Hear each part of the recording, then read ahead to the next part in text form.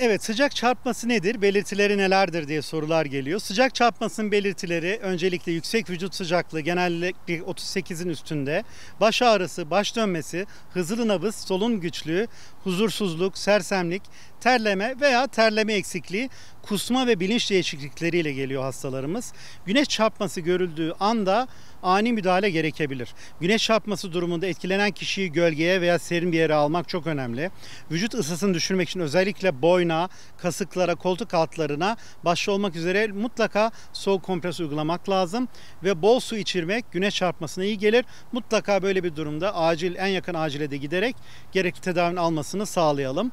Peki sıcaklarda sıvı tüketimi ve ideal miktar nedir diye sorular geliyor.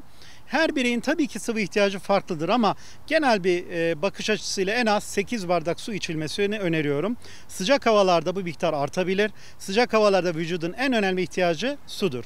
Siz terlemediğinizi düşünseniz bile deri, idrar, dışkı ve solunumla birlikte fazlasıyla sıvı kaybı oluyor.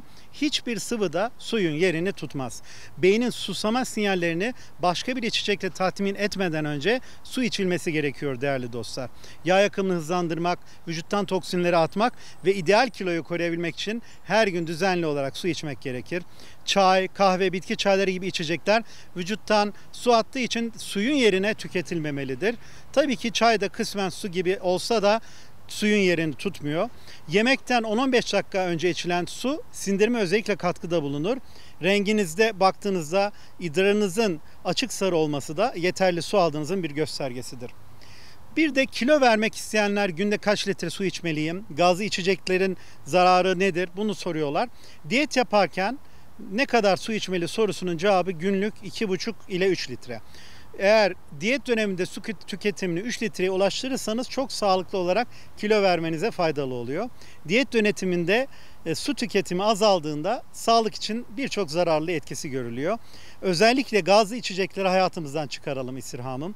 İçerdikleri yüksek şeker katkı maddeleri, asit nedeniyle hem midenize zarar veriyor hem gereksiz onlarca kilo almanıza sebep oluyor.